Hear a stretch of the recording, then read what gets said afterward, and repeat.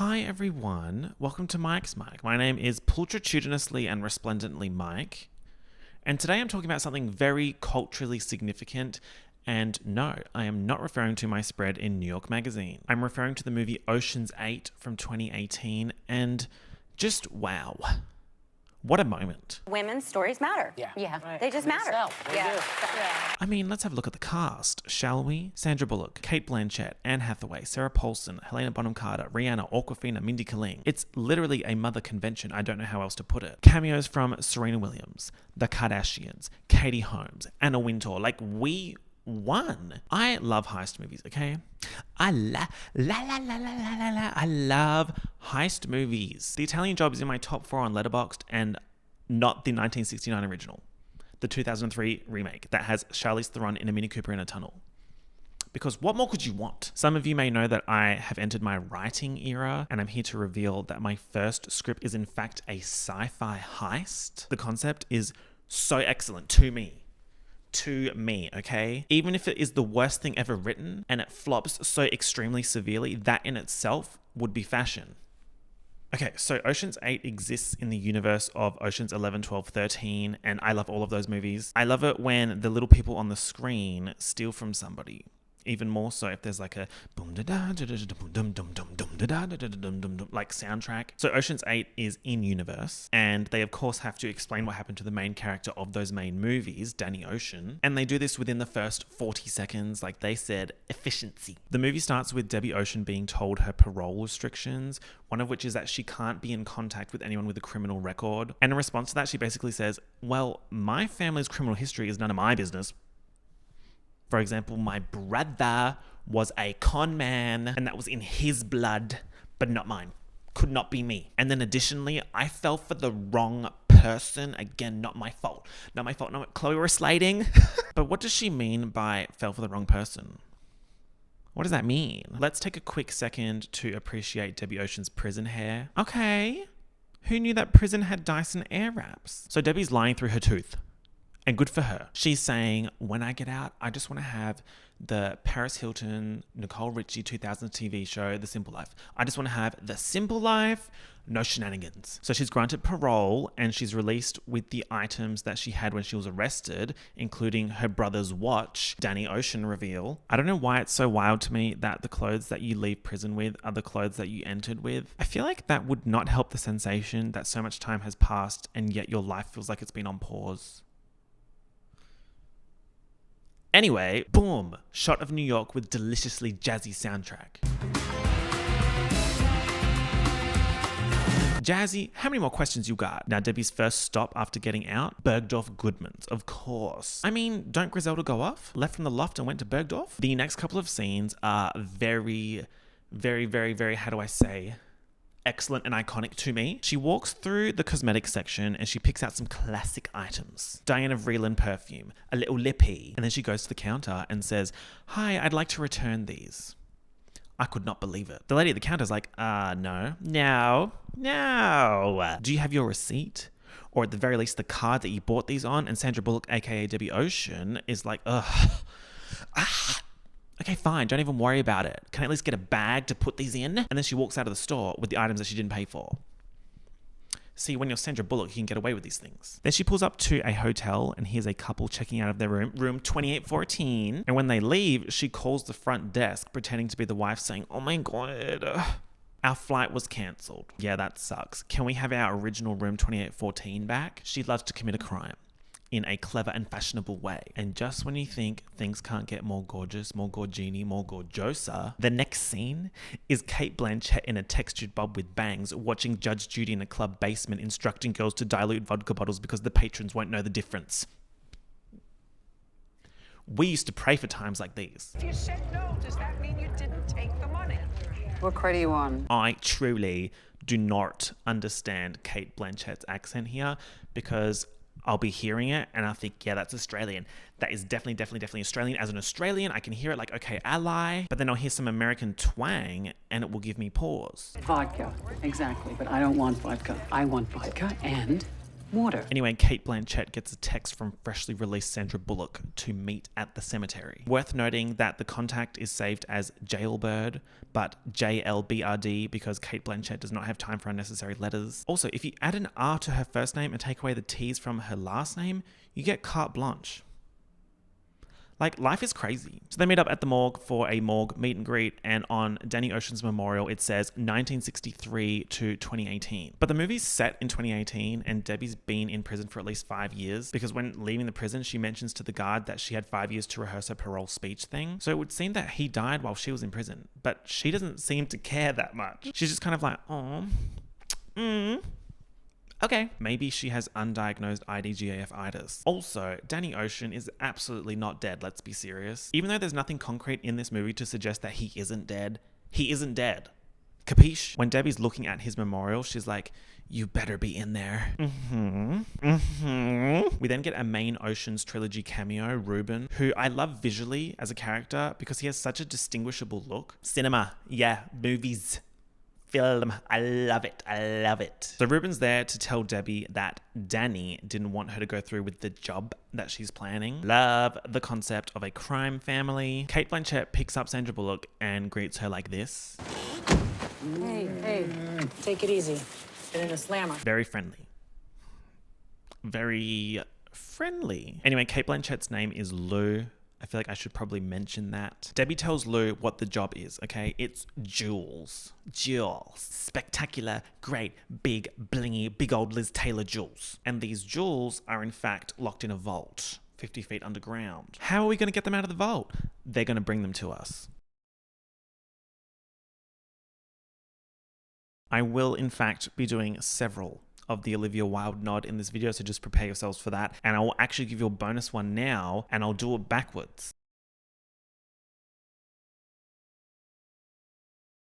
Anyway, so Lou has organized a room for Debbie in her Lady Marmalade lair, and Debbie finds all of her old clothes and pulls out this number to step out to the Claude Becker gallery and intimidate her ex, Claude Becker, with a shiv. All you need to know at the moment is he's her ex. Yucky, yucky, yuck, yuck, yuck. Okay, Claude Becker equals yuck. Now let's hear what this plan is, okay? Capital P, capital L, capital A, and capital N. Yes, plan. What's the target? The Met. But we're not robbing the museum. We're robbing someone in the museum. Lou's like, it's going to be so bloody expensive. We don't have the people and we don't have the money. And Debbie's saying, we only need 7 people. 7 people and 20 grand. And Lou's like, why do you need to do this? Like, why? What Lou fails to understand is Debbie has the crime gene. I got my crime genes on tonight, cruising right ahead. Debbie just wants Lou to take a bite of the idea, right? And also literally take a bite. Just take a bite. You're really irritating. You guys are just friends, yeah? Just friends, yeah? Nothing else? So they're going to be doing a little something at the Met Museum at the Met Gala. And the plan involves Daphne Kluger, a big celebrity that's going to be hosting, played by Anne Hathaway. Excuse you. Don't get me started.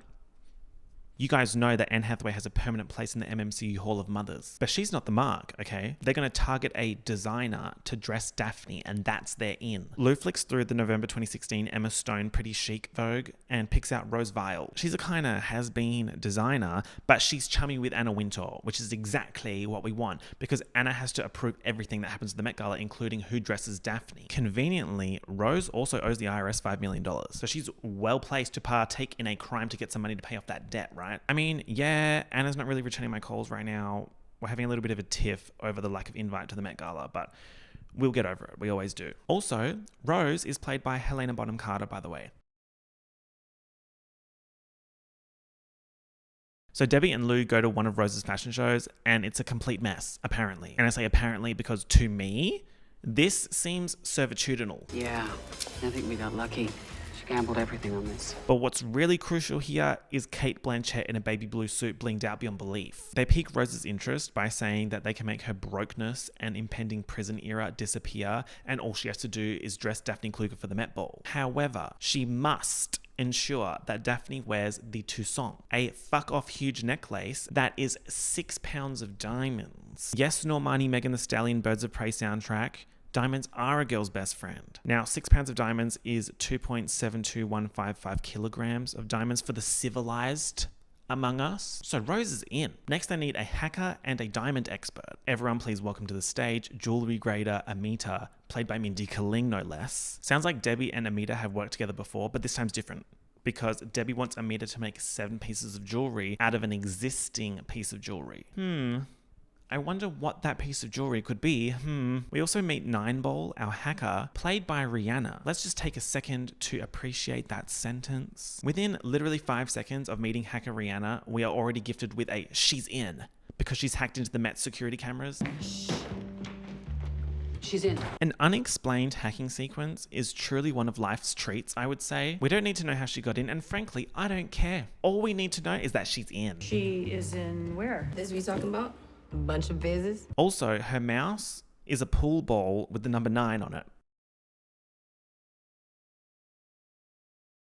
We then get a scene of Debbie and Lou setting up a photo op between Rose Weil and Penelope Stern, played by sister Dakota Fanning, to give Rose some credibility and make Daphne jealous when these faux paparazzi pics drop. And it works. Next thing you know, Rose has a meeting with Daphne about potentially dressing her for the Met Ball. There's a fun little touch where the taxi on the way to the Penelope meeting has a Daphne Marc Jacobs perfume ad, and then the taxi on the way to the Daphne meeting has a Penelope perfume ad. Cinema. Film. Movies. Rose secures the Daphne dressings. Next, they need a swiper, as in a Dora the Explorer swiper no swiping swiper, to lift the necklace. And the swiper comes in the form of Awkwafina's Constance. So they nearly squatted out, okay? And they need one more person.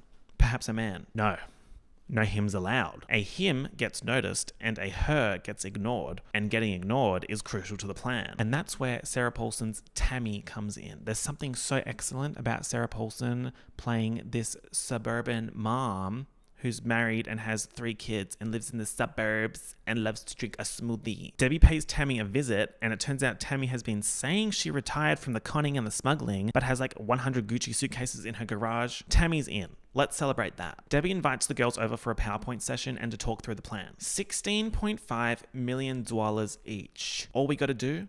Snatch the Toussaint off the neck of Daphne Kluger at the Met Gala. We get an interaction between Constance and Debbie, where Constance sees a picture of Danny Ocean and says, "He's hot. Are you sure he's dead?" And Debbie says no. In other news, Tammy has sourced a zirconium 3D printer. And the plan here is that Rose will source the necklace from the Cartier vault. And then someone needs to scan it with these special glasses, and then the 3D printer will print an exact replica in zirconium. These glasses will scan the real necklace and send a digital print back to us here. Yes, context drop. I love it. I love it when that happens, like a little bit of information. Even better if character 1 is saying it to character 2, who most definitely already knows this information. It's not for her, okay? It's for you, the audience. Take this little gift. Next thing you know, we're at Cartier and Khalees Bossy is playing. Rose and Amita con their way into the Cartier vault, and I would like to know, is this real? Is this a real thing that exists in Cartier, New York City? And if so, I need to go there. Hey Cartier, please let me into the vault. So they get to look at the necklace, but they're in the rat-infested depths of New York City in this vault. And because of the concrete above them, the glasses don't have the reception to send the scans back to HQ. And this is why I don't trust the cloud. The glasses should be storing this information locally, and then they can extract it later. Just because there is more exciting technology does not mean that it is better. And Rihanna's hacking away there. Like, girl, you're not doing shit. Now, lucky for the team, Mindy Kaling is good on her feet and says that Rose needs to see the necklace in the light. So they have to go back upstairs, and then the scan starts working. I don't know why they thought it was necessary to include this coloring in mechanism to show the scan progress. Like, don't piss me off. A number percentage would have been fine. So they succeed with the scan and print the zirconium necklace. Then there's randomly Tinder product placement, and that whiplashed me a bit. I was kind of like, whoa. I thought this was a classy party. Tammy and Debbie hit up the Met for a bit of recon. Hey guys, this is Editing Mike with some kind of undisclosed throat condition. I'm jumping in here because I initially explained this scene wrong. So what actually happens is Tammy and Debbie hit up the Met for a bit of recon, and Tammy distracts the guards while Debbie puts up this founding fathers replica, this Banksy-esque founding mothers painting next to the founding fathers. And everyone's like, wait, what? Because originally I said that she replaced the founding fathers painting. and it's fucking huge. So now she put up a replica next to it. The point of this is to make the Met bosses wary of their security, so they have to have a meeting with their security company, during which Rihanna sneaks in as a cleaner and places a camera on a bin in the room. Because they now know that the security company will be making changes to the system in response to this Banksy-esque founding mother's drama, they can also make changes to the system without being detected. I feel like the Rihanna cleaner segment probably wasn't necessary, because the plan sort of implies that the security company was always going to change the system, which allows them to sneak in and change things as well. And this negates the need for the camera on the bin, which means Rihanna didn't have to sneak in. But whatever. Now, the only section of the Met that isn't under video surveillance is the bathroom. So they're going to need a mule to make it out of the bathroom area with the necklace, because when the security company goes through the footage after the event, they'll realize that's where the switcheroo happened. Debbie instructs Rihanna to make a 9-foot blind spot around the bathroom so that Awkwafina can lift the necklace and plant it on the mule without being seen. Then Rihanna hacks the head of the visual matrix design team at the security company with a click this link scam on a dog poster. Hey guys, you would not believe it. It is editing Mike with an undisclosed throat condition again. This time I sound worse, so that's fun. Just wanted to take a pause here and point out this one screenshot. In the background on this guy's wall, you can see there's two of the same picture. And I was like, haha, gotcha, editors. But I also could explain it away by saying this guy just really likes that picture. I mean, it's cute. And she gets the full Met camera matrix, including the ones near the bathroom, so she can start making this blind spot. Meanwhile, Tammy has scammed her way into Vogue as a Met Gala event coordinator, and we even get a scene of real, actual Anna Wintour fobbing off the event coordinator interview so that she can watch a Roger Federer tennis match on her MacBook. For the Met staff position? Do it. Okay.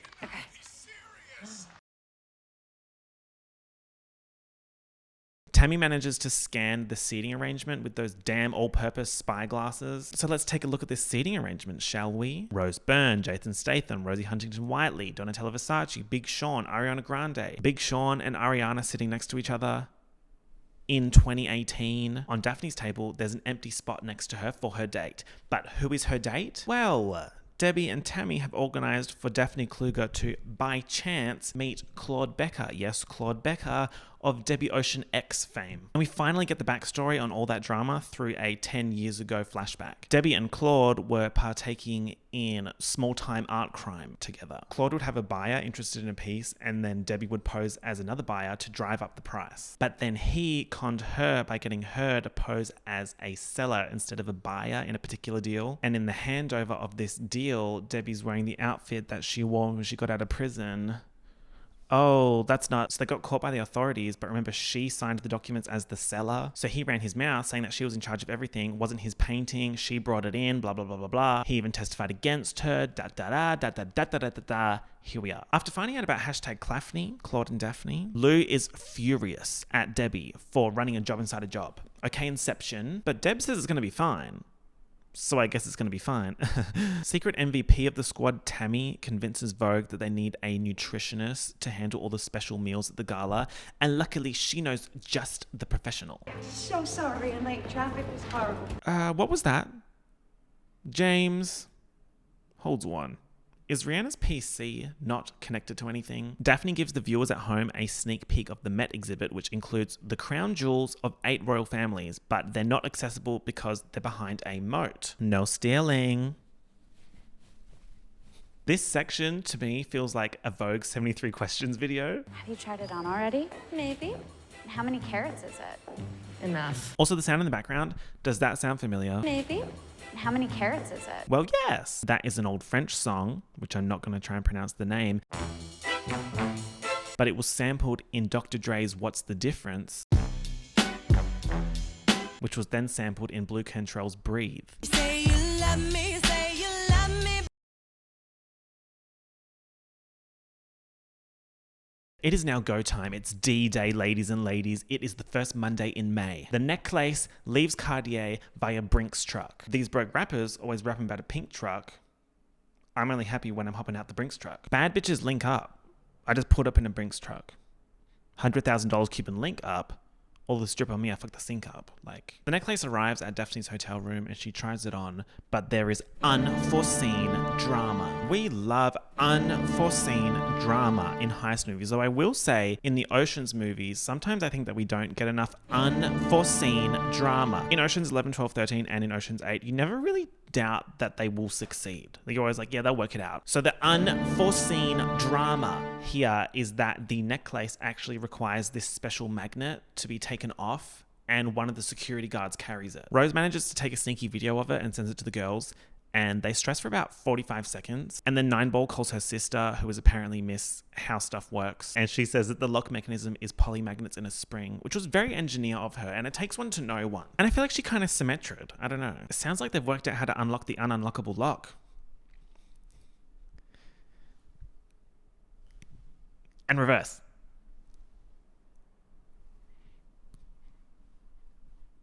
Now remember, this is all happening on the day of the heist, so I would have loved more fallout from this little lock reveal, but it literally lasted like a minute.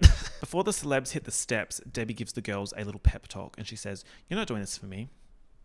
You're not even doing it for you. You're doing it for the 8-year-old girl out there who's dreaming of being a criminal." Oh, that was fierce. That's going to give me wrinkles. So Daphne and all the other celebs hit the steps. Don't forget the Met Gala happens at the Met Museum, which is famously the home of the Met Steps, which we know and love from Gossip Girl. Very good, very excellent. Gossip Girl Season 3 video week after next week. Maybe you celebrated. Maybe you yassed. So we get some celebrity cameos at this fake Met Gala. Kim Kardashian, Kylie Jenner, Kendall Jenner, Common, Jamie King, Heidi Klum, Sophia Richie, Serena Williams, and Debbie Ocean in a blonde wig as someone called Hilda Schneider. This clip makes me giggle because who is Kim talking to? Come on, Sinead. In the interest of preserving the integrity of the computer science community, what is happening here?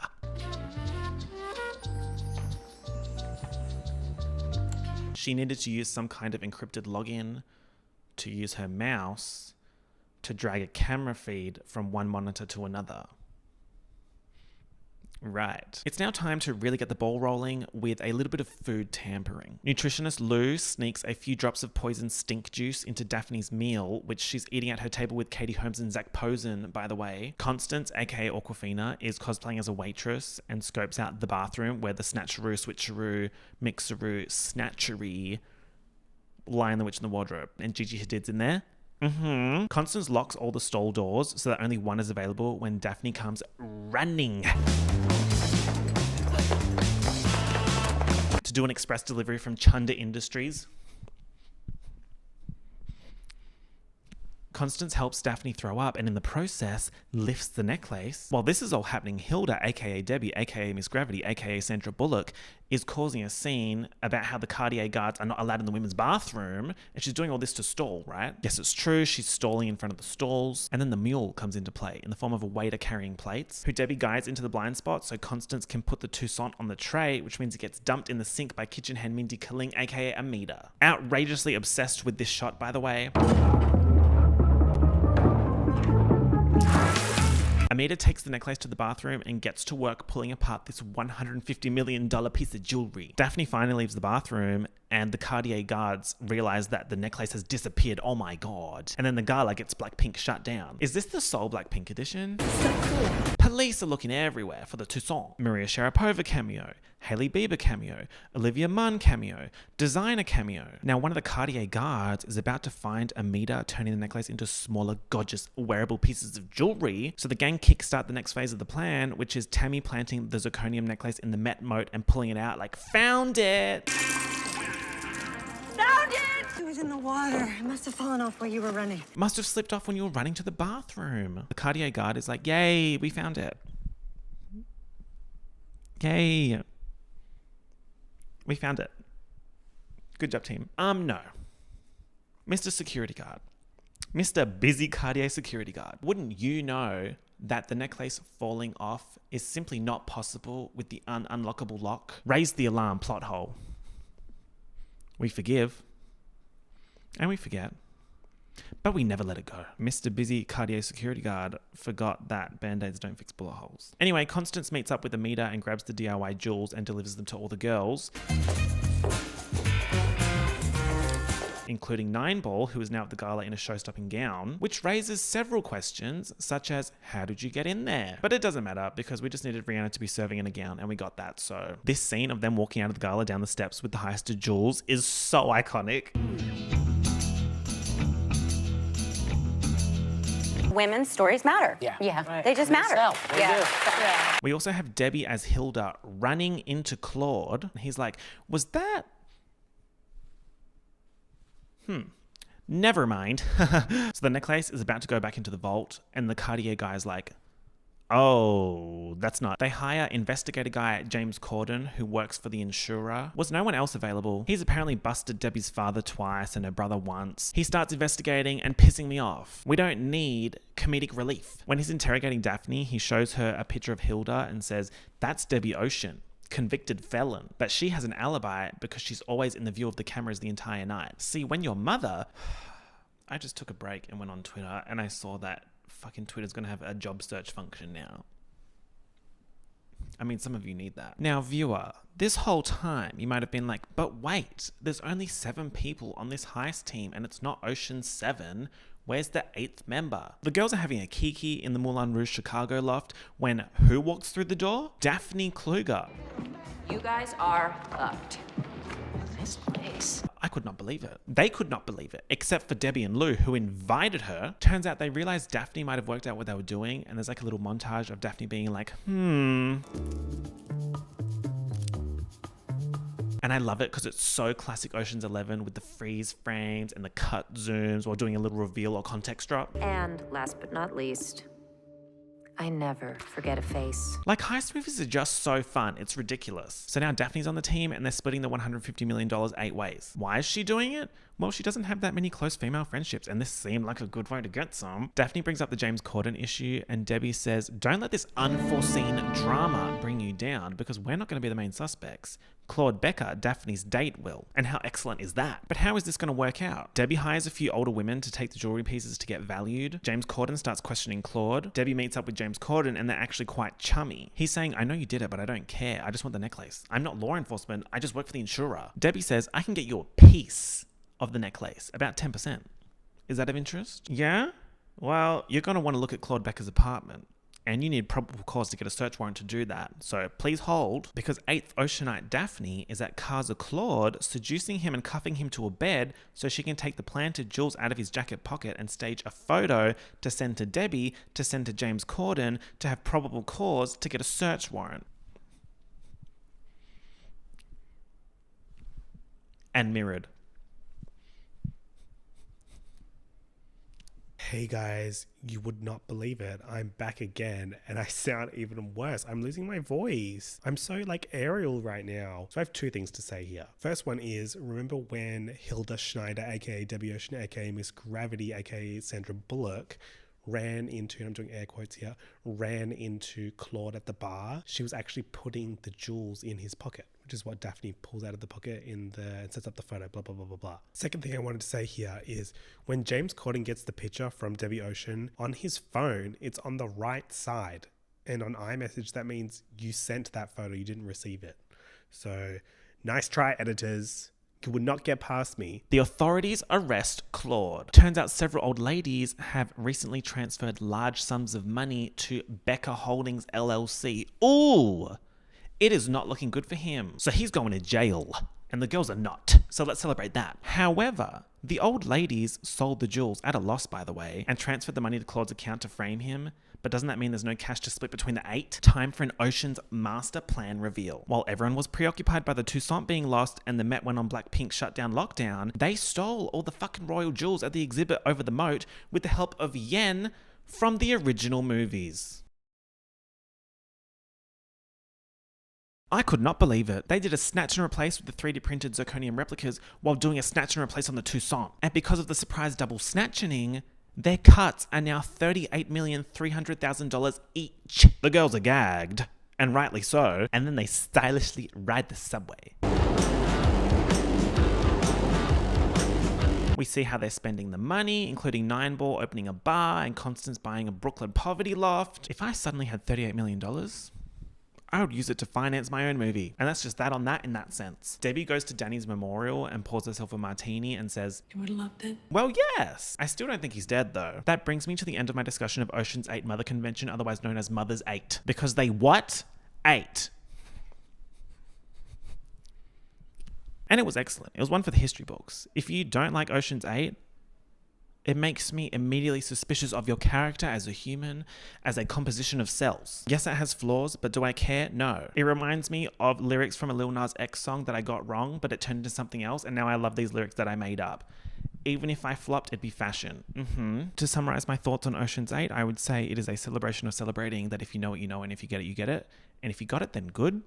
And if you don't get it, you still have time, because that's what happens with cinema, film, and movies. Yes. Thank you all for watching. Stay gorgeous. Hit that like button if you enjoyed it, and I know you did.